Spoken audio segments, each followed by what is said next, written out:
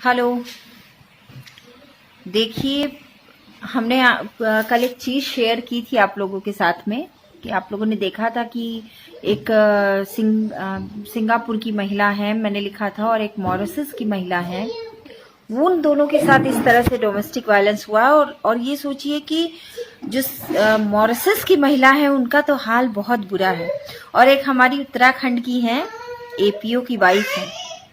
APO जो होते हैं वो मतलब इक्विवेलेंट टू डीएसपी होते हैं। हाँ बेटा, अच्छा उनको भी लाइन पे लेते हैं। हेलो। हेलो वर्षा मैम। हेलो। हेलो कौन? हाँ, वर्षा बोल रही हाँ वर्षा मैम बोलिए। हूँ। हाँ, कह रही हूँ क्या प्रॉब्लम है आपकी? मैम मेरी प्रॉब्लम यही है जो आपको मैंने बताया था, हस्बैंड परेशान करते हैं और खर्चा वर्चा नहीं देते हैं घर में। और क्या है, और हस्बैंड आपके किस पोस्ट पर है? मेरे हस्बैंड मैम एपीओ है। एपीओ है। अभी क्या कर रहे हैं? अभी अभी कौन मैम? अभी हस्बैंड क्या कर रहे हैं? मैम अभी तो हस्बैंड वही है कार्यस्थल पे। ओह, बताइए। ये मैं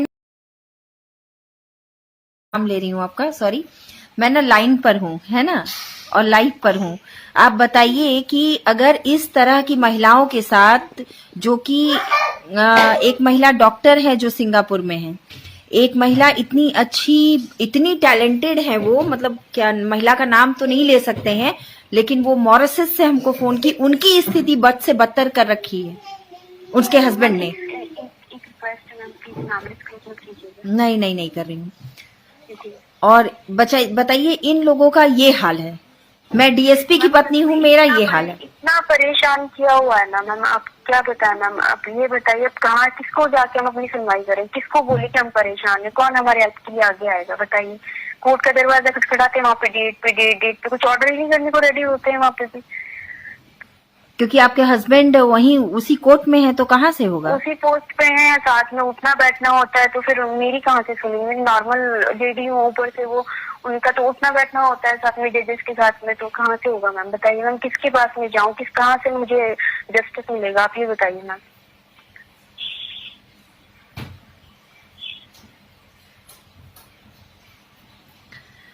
हेलो हाँ हाँ, सुन रही हूँ मैं आपको। मैम, बस इसी वजह से मैंने आपको कॉल किया था, मैंने कहा आप थोड़ा सा हेल्प कर, कुछ आपसे कुछ गाइड मिलती है, कुछ हेल्प आप कर सकते हो। हम आपकी हेल्प कर सकते हैं। जी चलिए, बहुत शुक्रिया आपका कि आप इतना मतलब ऐसा समझ रही हैं कि मैं एक चीज को समझ सकती हूँ, जब एक पद पर कोई मैम एक चीज ये है ना, देखो आप जिस फेज में अभी आप हो, जिस चीज से आप गुजर रहे हो, आप अकेली लेडीज नहीं है जो यहाँ में आपकी कंडीशन है, आपकी जैसी बहुत सी ऐसी महिलाएं हैं जो परेशान है अपने घर में। कुछ औरतें होती हैं बाहर आके आवाज निकाल देती है मुंह से, कुछ होती है वहीं दम घुट घुट के मर जाती है, आत्महत्या कर लेती है। सही बोलो ना हम, तो ये चीज है। तो अब ये तो नहीं है ना कि कब कब तक हम लोग अपने घर में बैठ के एक कोने में बैठ के रोते रहेंगे। क्या हमें अधिकार नहीं खुल के सांस लेने का, या अपने हक को लेने का, अपने आप को आगे आगे लाने का, क्या हमें कोई राइट नहीं बनता है मैम? बिल्कुल बनता है, लेकिन कुछ दिया जाए तब ना। देखिए, लोग अपने पद, पावर, पैसे का किस तरह से मिसयूज करते हैं अपने मैम पद। मिसयूज करें आप कुछ भी करें, आप बाहर वालों के साथ में करें ना मैम। आप एक औरत जो आपके घर को चला रही है, आपके बच्चे को संभाल रही है, आपको आगे मतलब कहीं ना कहीं वो आपको आपकी मार्गदर्शक तो वही है ना, उसकी किस्मत से आप कुछ, आपको जो आपके पास जो भी है आप उसी की किस्मत से आपके पास है। आपके पास कोई भी पावर है, कोई भी पोस्ट है, उससे हमें क्या लेना है। एटलीस्ट आप अपने घर में तो सही से रहिए, अपनी पत्नी को, अपने बच्चे को, उसके तरफ तो आप देखिए। आप नहीं देखोगे तो कौन दिखेगा। अब समझिए कि ये खुद डीएसपी लेवल के अधिकारी की पत्नी है, और तब ये हाल है। हम डीएसपी की पत्नी है, तब ये हाल है। क्या हाल बना रखा है। तो क्या करें मैम बताइए, कब तक हम घुट घुट के जिएंगे ऐसे? क्या हमें इंसाफ नहीं मिलेगा, या ऐसे घुट घुट के मर जाएंगे घर में रह के? किसके पास जाएं हम, किसका दरवाजा खटखटाएं? सुप्रीम कोर्ट भी जाएंगे, हाई कोर्ट जाएंगे। हम जो हमारा इंडिया का जो लॉ है, आप बताइए, सीढ़ी की चाल जो चाल चलता है, बता कब तक हम इंसाफ के लिए भटकेंगे दर बदर? नहीं, एक एक चीज होना चाहिए जो मुझे लगता है ना कि हमें हर राज्य का आरटीआई लगा के सर्वे निकालना चाहिए कि डोमेस्टिक वायलेंस के कितने केसेस अब तक हुए हैं, और इन सबको लेके हाई कोर्ट या सुप्रीम कोर्ट में हम लोगों को अपील दाखिल करनी चाहिए, जनहित याचिका PIL। मैम हाई कोर्ट जी PIL डालनी चाहिए सुप्रीम कोर्ट में। और मैम आप बोल रहे हो डोमेस्टिक वायलेंस के कितने केसेस हैं, आप अभी तो चलो ठीक है, अभी कोविड और उनका निपटारा क्यों नहीं अब तक हुआ है? मैम कोविड टाइम में इतने केसेस फाइल हुए हैं डीवी डोमेस्टिक वायलेंस के, जिसकी कोई हद नहीं है, लिमिट में गिनतियों में ही नहीं है मैम डोमेस्टिक वायलेंस के केसेस कोविड टाइम पे। नहीं, हम लोगों को कुछ ना कुछ करना चाहिए और जरूर से PIL वगैरह दाखिल करना चाहिए, क्योंकि देखिए किसी ना किसी को तो बोलना पड़ेगा ना। हाँ, किसी ना किसी को बोलना पड़ेगा, मुझे लगता है किसी को तो आगे आना ही पड़ेगा मैम। सब औरतें, कुछ औरतें तो ऐसी हैं, हम चलो अपने दिल की बात एक दूसरे से कर ले रहे हैं, कुछ तो औरतें मैम घुट घुट के मर जाती हैं, वो अपनी आवाज तक नहीं निकाल पाती हैं घर से बाहर, कुछ सुसाइड कर ले रही हैं। नहीं, 5 साल मैं भी नहीं निकाली हूँ, तो बाद में जब ज्यादा चरित्र हनन हो गया और उल्टे सीधे। 5 साल निकाले हो, आपका तो फिर भी टाइम पीरियड बहुत कम है मैम, मुझे 10 साल हो गए झेलते हुए। 10 साल हो गए, देखिए मैम, और सिर्फ अपनी पावर और प्रतिष्ठा का इस्तेमाल करते हुए मेरी आज ये हालत हो रखी है। मेरी कहीं पे भी सुनवाई नहीं होती है, कहीं भी जाती हूँ, कहीं से मुझे इंसाफ नहीं मिलता है, क्योंकि वो अपने पद और पावर का दुरुपयोग कर रहे हैं ना। जी मैम। अच्छा ठीक है, मैं आपको कॉल करूंगी, मैं आपको एक तरीका बताती हूँ, उसको इस्तेमाल करिएगा, है ना? ओके मैम, कॉल करती हूँ आपको आधा घंटा में। ठीक है ठीक है, thank you ma'am. Okay, thank you so much, bye. देखिए, एक APO है, APO से भी प्रमोट होके SPO हो गए, उनका ये हाल है, उनकी पत्नी का। ऐसे मतलब मुझे हर दिन कम से कम 10 ऐसे कॉल्स आती है जो कि अच्छे अच्छे अधिकारी की पत्नियों की है, और ये हाल है उनका। एक जो मुझे मॉरिशस से जो कॉल आया है, उसमें उस औरत ने, वो सी इज 47 ईयर्स ओल्ड, अभी वो 51 साल की हो गई है, अभी 51 साल की है, सॉरी 51 ईयर्स ओल्ड है।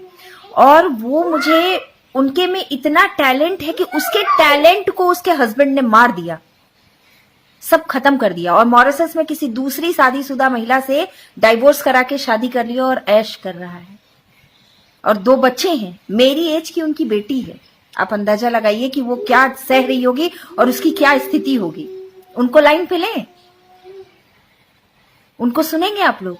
पता है, हम उनसे रात में 1 घंटा बात की, क्योंकि वहां पे दिन होता है उस समय शायद, तो वो हमको रात में कॉल की और 1 घंटा बात हुई। मैं उनमें, मुझे लग रहा था कहीं इतनी घबराहट हो रही थी कि कहीं ये मेरा फ्यूचर ना हो जाए, कहीं ऐसा मेरा फ्यूचर तो नहीं हो जाएगा, मेरे बच्चे का फ्यूचर तो ऐसा नहीं हो जाएगा।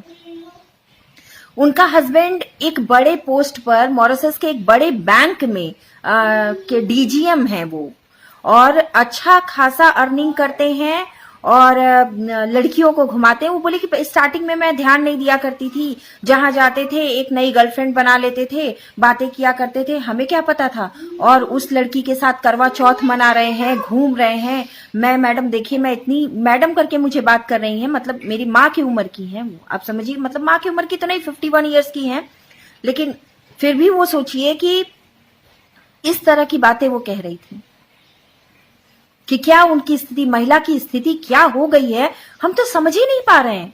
वो बेचारी हमको 4 बार 5 बार फोन की कि हम क्या करें। मेरे हस्बैंड बोल रहे हैं कि हम लंदन शिफ्ट हो जाएंगे, मेरी बेटी को बता रहे हैं कि हम तो उसके साथ लंदन शिफ्ट हो जाएंगे, हम तो तुम्हारी माँ के साथ रहेंगे ही नहीं। और वो औरत कह रही है कि जिसके साथ हमने 28 साल अपने जीवन का दे दिया। बोले कि वो जब इंडिया में थी तो उसकी गवर्नमेंट जॉब थी, उसने अपनी गवर्नमेंट जॉब छोड़ दी। उसके हस्बैंड की जब बाहर जॉब लगी तो हस्बैंड कहने लगा कि अरे चलो ना, हम बाहर जा रहे हैं, वहां कमाएंगे ना, वहां मेरी जॉब लग गई है, तुमको यहाँ अपनी गवर्नमेंट जॉब छोड़नी पड़ेगी। जबकि वो लेडी कुरुक्षेत्र में सरकारी टीचर के पद पर थी। बच्चे जब हुए तो उसने, हस्बैंड ने कहा कि नौकरी छोड़ दो, बच्चों का पालन पोषण कौन करेगा, तो उसने नौकरी छोड़ दी। मॉरिशस चली गई, वहां जाके वो अलग अलग लड़कियों के साथ अफेयर चलाने लगा, किसी से शादी कर लिया कि क्या किया भगवान जाने, लेकिन कहता कि हम तो तुम्हारी माँ के साथ रहेंगे ही नहीं, हम तो छोड़ देंगे। वो बोल रही है कि मैडम जब मेरा कुछ करने का एज था, मेरी तो अब एज निकल गई, अब तो सक्षम ही नहीं हूं मैं, उस समय इसने मुझे लूट खाया, सब खत्म कर दिया कि आज बेटी की शादी है तो बेटे को पढ़ाना है तो ये करना है। मैं तो अपना घर धोते धोते अपना जीवन बिता दी। मुझे आज क्या मिला? कुछ नहीं मिला, न बेटा मिला, न पति मिला, न कुछ मिला। उस महिला का दर्द जब मैं सुनी हूं ना, मैं रोई हूं रात में, मैं आप लोगों को बता नहीं सकती, इतना मुझे तकलीफ हुआ है। और वो औरत हमको बोल रही है कि आपको, मैं सुसाइड करने वाली थी और आपको देख के मैं सुसाइड नहीं कर रही हूं। बताइए, क्या आप इतना लड़ रही हैं? आप हिम्मत रखिए। क्या स्थिति हो गया है, मतलब समझ में नहीं आ रहा है कि अच्छे अच्छे पद पे, एक बताया था मैंने, जज की पत्नी थी, वो भी फोन की थी हमें। ये हालत है, ये कंडीशन है।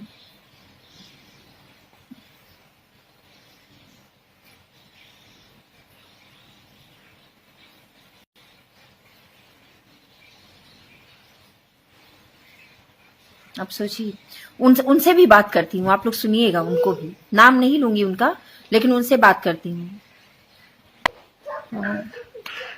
हेलो हेलो हेलो,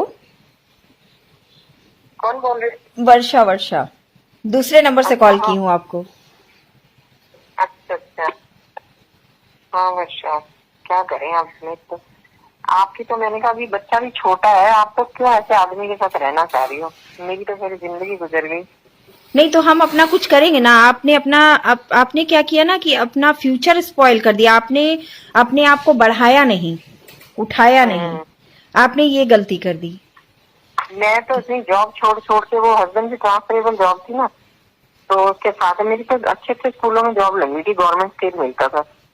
वो छोड़ छोड़ के चली गई, फिर मॉरिशस चली गई उनके पीछे, और गवर्नमेंट जॉब भी छोड़ दी। बस अच्छा, जिससे अफेयर है, जिससे वो शादी की, वो मॉरिशस में ही है ना? नहीं, अब वो तो इंडिया आ गई थी, अब वो नाइजीरिया चली गई है। अच्छा, नाइजीरिया चली गई। लेकिन अफेयर तो लेकिन शादी उन्हीं से कर ली है, मुझे लग रहा है। अब ये नहीं मुझे पता करी है या नहीं करी है। लेकिन आप में तो इतना टैलेंट है। टैलेंट तो बहुत था, मैं तो हमेशा स्टेज पर ही रहती थी कॉलेज टाइम में। मैं तो मिस यूनिवर्सिटी रह चुकी हूँ और मतलब बेस्ट टीचर रह चुकी हूँ। इतना टैलेंट था, तभी तो मेरे हस्बैंड ने बढ़ने नहीं दिया मुझे। बढ़ने नहीं दिया ना? मैं तो इतनी सुंदर थी, मतलब कहते थे, मैं तो पहली बार देखा तो देखता ही रह गया, इतनी सुंदर थी मैं। आप अभी भी बहुत सुंदर है, आप कहीं से लगती नहीं है कि आप 51 क्रॉस कर चुकी हैं। ये वाली तो मेरी वहाँ की तब की है ना, जब मॉरिशस गए थे उस टाइम से तो मैं मेंटेन तो खूब रखती थी अपने आप को। लेकिन अब जब से इंसिडेंट हुआ है ना, तब से मैं बहुत ज्यादा वो हो गई हूँ, डिप्रेशन में हूँ मैं तो। मतलब मेरा अब कुछ मन नहीं करता है, और इतना मैं डिप्रेशन की दवाइयाँ भी खाती हूँ। यही होता है, डिप्रेशन में तो महिला चली जाएगी। टैलेंट खत्म हो गया आपका, क्योंकि मैंने आपकी वीडियोस देखी, आप इतना अच्छा डांस करती हैं। हाँ, पहले आपका मन ही नहीं करता कुछ करना, पढ़ाने का मन करता, ना डांस करने का, कुछ करने का मन ही नहीं करता। सारा दिन बस वीडियो देखती रहती हूँ। क्या करूँ, ऐसे लगता है बस वो बंदा मिल जाए, मैं वापस उसी के पास चली जाऊँ तो ठीक हो जाएगा सब कुछ। क्योंकि आपने अपना फ्यूचर स्पॉइल कर दिया था ना। जिस समय आपको कुछ करना चाहिए था, वो करने नहीं दिया। वो इसलिए नहीं करने दिए क्योंकि वो, मतलब रिस्पेक्ट से क्या उस इंसान का नाम लूं जिसने आपकी जिंदगी बर्बाद कर दी। मतलब ये लोग को डिपेंडेंट बना देते हैं ना, को डिपेंडेंट बना देते हैं, बस ऐसे कि ताकि ये मतलब कॉन्फिडेंस खत्म हो जाए और बिल्कुल इन पे डिपेंडेंट रहे और ये हमें छोड़ के ना जाए, बस ऐसे कर देते हैं। और जब सब कुछ खत्म हो जाता है तभी हमें छोड़ देते हैं। मतलब मैं तो मॉरिशस में इतना बीमार हो गई थी, अल्सरेटिव कोलाइटिस हो गया था, मैं दिन में 10-10 बार मोशन जाती थी और इतना ब्लड गिरता था मेरा 12 kg वेट कम हो गया था, पूरी स्किन लटक गई थी मेरी। वो तो मेरी मम्मी और मेरी सिस्टर है, मेरी मम्मी लेकर आई मेरे को, तब यहाँ हॉस्पिटल में एडमिट कराया, कितना इलाज चला मेरा, तब जाके मैं बची हूँ। ये डिप्रेशन में डाल देते हैं ये लोग, इतना माइंड गेम खेलते हैं कि डिप्रेशन में डाल देते हैं, जबकि इतने बड़े अधिकारी होकर के ये हाल है। पद, पावर, और पैसा इनका का दुरुपयोग। हाँ, इनको बस अब ये लगता है क्योंकि इनके अंडर में लड़कियां रहती है ना बस, और आके मेरे को बताते रहते थे हर एक के बारे में कि वो है मेरे नीचे क्लर्क है, वो उसकी शादी नहीं हो रही, पता नहीं किस किस की तो शादियां करा रखी हैं, उसकी मैं शादी करवा रहा हूँ, उसका ये है वो, हर एक के जो लड़कियां आती थी उसके घर की एक एक चीज पता होती थी, उसके पेरेंट्स से भी बात करते रहते थे। और कभी दिमाग में नहीं आया कि ये बंदा क्यों कर रहा है ऐसे, क्योंकि हमने कभी देखी नहीं है सब चीजें अपने घर में। हमारे फादर भी सीधे से थे, हम भी ऐसे सीधे कि आदमी इतना गलत कर इतनी सकता है। पढ़ी लिखी, इतनी टैलेंटेड हैं आप। कभी इतना मतलब मेरी शादी से 1.5 साल बाद ही हाथ उठा दिया था इन्होंने ससुराल में। मतलब ऐसे मैंने कहा कि मेरे को वहाँ राजबंदी था, मैंने कहा मूवी दिखाने ले चलो, तो बोले कि पड़ोस में वो किराए पे रखी हुई थी, बोले उसके साथ चले जा। तो मेरे को मोपेड आती ही चलानी, तो मैंने अपनी मदर इन लॉ से पूछा, तो मदर इन लॉ ने भी बोला कि ठीक है चले जाओ। बेटी थी मेरी छोटी सी 6-7 महीने की, तो हम दोनों मूवी देखने चले गए। घर आई हूँ तो आके इतनी जोर की थप्पड़ मारा मेरे, कहते अच्छे घर की बहुएं कैसे जाती हैं। और मैं चुपचाप से मार खा ली मैंने, और उसके बाद मैं काम करती रहती, मैं मुंह नहीं खोला कभी, चुपचाप से मार खाई और काम करती रहती थी। घर का मतलब वहाँ सर्वेंट वगैरह थे नहीं, इनके घर की हालत बहुत खराब थी, मतलब ससुर जी नहीं कुछ कर रहे हैं, जेठ देवर कुछ नहीं करते थे, सबके सब मैं पूरे दिन नौकरों की तरह काम करती रहती थी बस। अपनी जॉब छोड़ के अच्छी भली तब बस मम्मी को बोलती थी, मम्मी भी बस यही तो होता है कि महिलाएं अपना जॉब छोड़ की देती हैं बच्चे और पति के लिए, और पति उनको हाँ। को डिपेंडेंट बना के ये हाल बना देते हैं। कुछ पतियों का ये हाल है, बाकी तो बहुत अच्छे से कुछ तो अपनी पत्नियों को बहुत अच्छे से रख रहे हैं। हाँ, कुछ तो बहुत अच्छी तरीके से रखते हैं, हमारे तो बिल्कुल। बस ये राजस्थान के ना, तो बोले कि मेरी इज्जत नहीं करते, मेरे को दहेज नहीं दिया, मेरी इज्जत नहीं करी, क्योंकि राजस्थान के थे। और ये इनके खुद जो जीजा है वो डायरेक्टर है यहाँ करनाल में, अब वो वीसी बन गए वो पंतनगर के। डीसी। तो ये लोग तो खूब वीसी वाइस चांसलर, अच्छा, उन्होंने अच्छा। रिश्ता कराया था मेरा करनाल में। तो कहते कि ये लोग बुलाते रहते थे खूब अपने दीदी जीजा जी को, और मेरी मदर इन लॉ भी बुलाती रहती, मतलब मेरी ननद जब देखो होली दिवाली वही मनाती रहती है। चलिए, अब तो लगता है कि आपके हस्बैंड दूसरी शादी कर चुके हैं। रिटायरमेंट की, अब तो रिटायरमेंट की एज है ना, 4 साल में रिटायर हो जाएंगे। 6 साल में होंगे रिटायर। अच्छा, अब कुछ 6 पता साल। नहीं VRS लेके भाग गए विदेश, वीआरएस लेके भाग जाएंगे। क्योंकि मुझे बोल रहे थे कि मेरे को इंडिया में नहीं रहना। चलिए, पर अच्छा। वो लेडी तो बहुत तेज है, मुझे कहते थे कि ये तो गर्लफ्रेंड बनाने लायक ही है, वो कोई वो रहेगी ऐसे, वो तो लिव इन में रहने वाली है, पता नहीं कौन कौन से देशों में रह चुकी है वो पहले। अच्छा, बाहर के देशों में और दूसरे अभी नाइजीरिया में है वो। पहले लंदन में थी, फिर उसके बाद मॉरिशस आई। वो काफी टाइम से अपने हस्बैंड से अलग रह रही थी, उसने 18 साल में ना घर से भाग के शादी करी थी। तो अभी आपके हस्बैंड उसके साथ कहाँ शिफ्ट हो रहे हैं? मुझे नहीं पता, वो तो तब मेरी बेटी बोल रही थी कि मम्मी पापा ना आंटी के साथ लंदन में रहेंगे, क्योंकि बेटे का एडमिशन भी लंदन करा दिया था और उसकी बेटी का एडमिशन भी लंदन करा दिया था। अच्छा, चलिए, जो मैंने आपको बताया था वो आपने बात किया ना वकील से? वो तो कह रही तुम अभी ससुराल में जाके रहो अभी। अच्छा। कह रही अभी हम बोलेंगे, फिर वो बोल देंगे कि मना कर देंगे कि रेजिडेंशियल का नहीं है, तो बोली अभी बेटी दामाद के साथ जाओ और ससुराल में रहो अपने। और कहती फिर धीरे धीरे कहते हस्बैंड कहाँ जाएगा, आएगा तो वहीं पे ना अपने घर पे ही, माँ और भाइयों के पास है। चलिए, ठीक है, फिर हम आपको थोड़ी देर में कॉल करते हैं, आप बताते हैं हम आपको, आप करिए वही, है ना?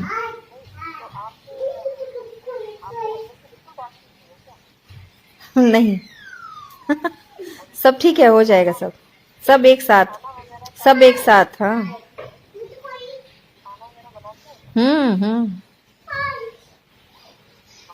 हो जाएगा सब लाइन पे आ जाएंगे।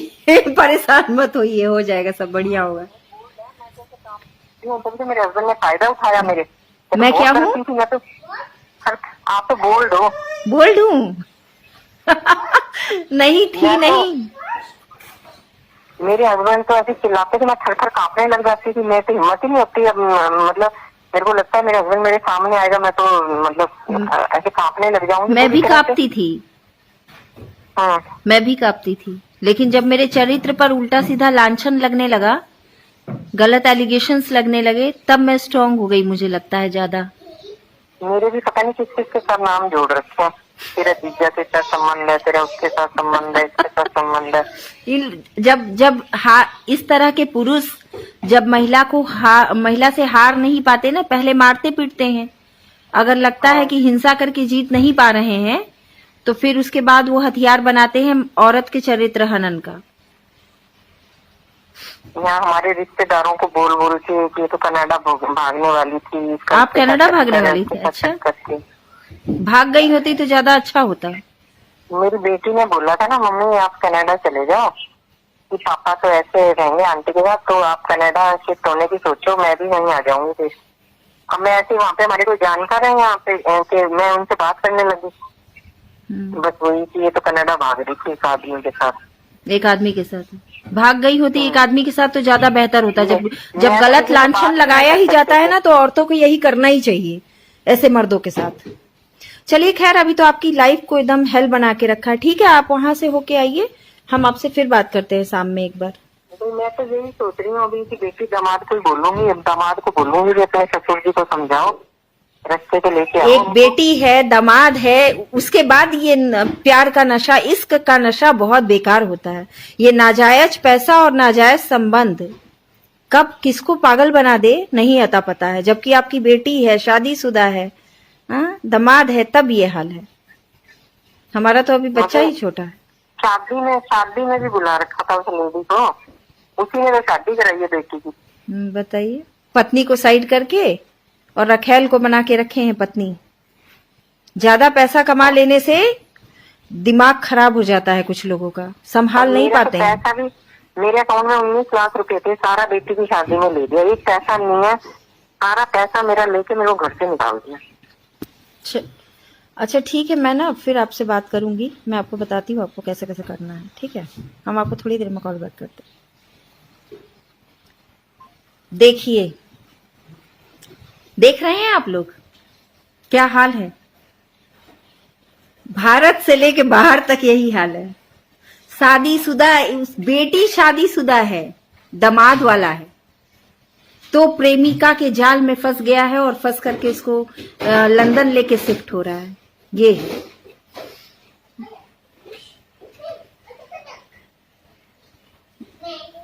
ये हाल है लोगों का। आप सोचिए कि हमारा क्या होगा। वो बुढ़ापे में उनको, जब बेटी और दामाद वाले का दिमाग खराब हो चुका है।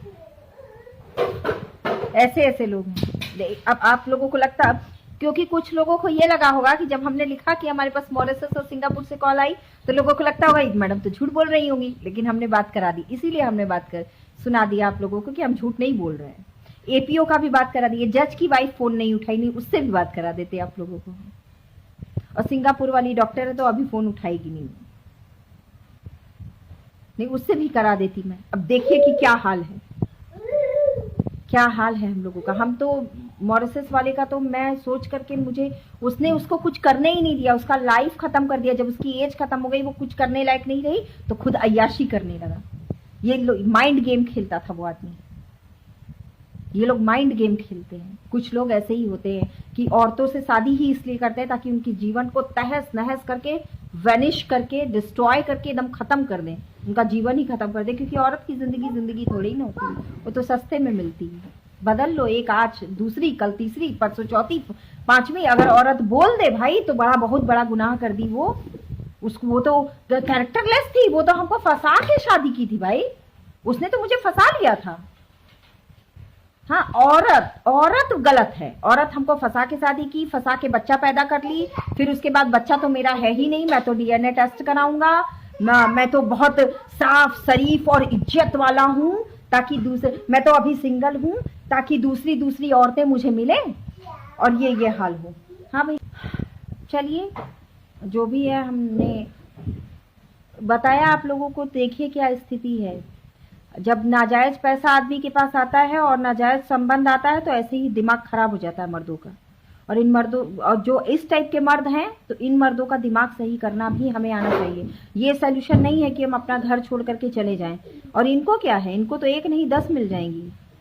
तो तो ले तलाक और करें दूसरी शादी। तो हम भी नहीं देंगे तलाक और देखते हैं कैसे करते हैं दूसरी शादी। आप हमारा जीवन बर्बाद करके आसानी से निकल जाएंगे, ये तो हम होने नहीं देंगे। कैसे आपने हमारा जीवन बर्बाद कर दिया? क्या हमारे जीवन का कोई मोल नहीं है, मूल्य नहीं है? आपको सही रास्ते पे आना होगा और हर औरत को ये करना चाहिए कि उसका पति सही रास्ते पर है, जरूरी है। हम भी पहले नहीं बोला करते थे, हम सोचते थे ठीक है चलो जो करना है करने दो, इतना हम केयर नहीं किए, ध्यान नहीं दिए, हमेशा छूट दे के रखे, स्पेस दे के रखे। ये स्पेस देने का नतीजा है कि मेरी जिंदगी को हेल बना दिया गया। खैर देखिए, आप लोगों को भी दिखा दी कि यहाँ से लेके वहां तक क्या हाल है। मतलब इंडिया की महिलाएं जो विदेशों में जा रही हैं वो तक डोमेस्टिक वायलेंस का शिकार हो रही हैं। सोचते रहिए। चलिए विकी, ठीक है, शुक्रिया, नमस्ते।